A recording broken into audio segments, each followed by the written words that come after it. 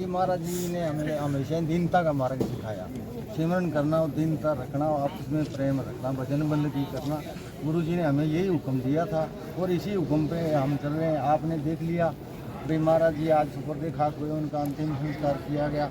लाखों की संख्या में लोग थे, किसी ने कोई शोर शराबा नहीं किया। यही हमने संगत से प्रार्थना की थी, यही प्रशासन ने हमारे से प्रार्थना की थी। हमने प्रशासन का सहयोग किया, प्रशासन ने हमारा सहयोग।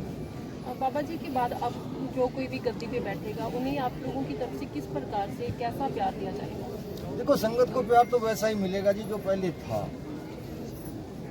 मतलब जो गद्दी पे बैठे उनको भी, हाँ उनको जो गद्दी पे बैठेंगे, गद्दी पे देखो गद्दी का मामला ऐसा है जी कि डेरे के जो पुराने साधु हैं और संगत है सारी, और जगमाल वाली पिपली सीर आसपास के 4-5 गांव हैं, इनके मौजी आदमी बैठ के जिसको चुनेंगे उसको गद्दी पर बिठा के और उसके हुक्म में रहे।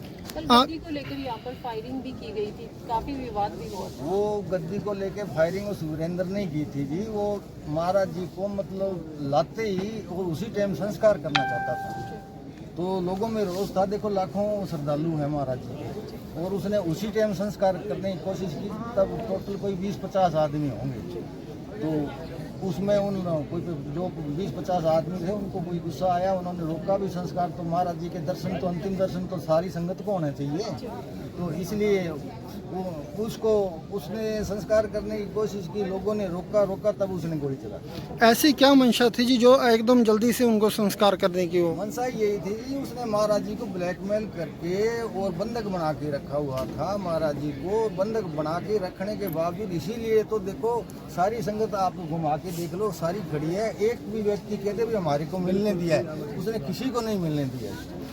आप पिछले 3-4 दिनों से लगातार आप भी संगत को सोशल मीडिया के जरिए से जागरूक करने इस बात को लेकर, क्या कुछ संगत का क्या कहना है इस गद्दी को लेकर?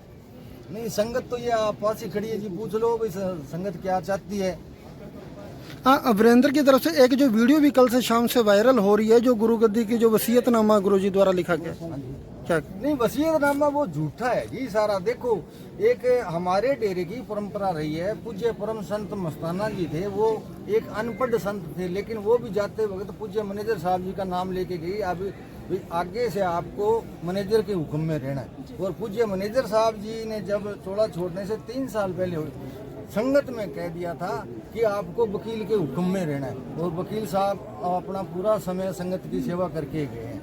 और अगर वकील साहब उसको देना चाहते तो वकील साहब को किसी ने रोका थोड़ी था। वकील साहब की गद्दी थी, हमें तो मंजूर था, वो किसी को कह देते, लेकिन उन्होंने बोल के तो कहा ही नहीं किसी को, ना कोई संगत में कहा, ना किसी व्यक्ति विशेष को कहा, किसी को नहीं कहा भाई इसको हम गद्दी दे रहे हैं। आपके हिसाब से संगत किसको गद्दी पे देखना चाहती है? नहीं वो तो देखो जी अब संगत का मामला है, मैं अकेला निर्णय इस पर नहीं ले सकता हूँ।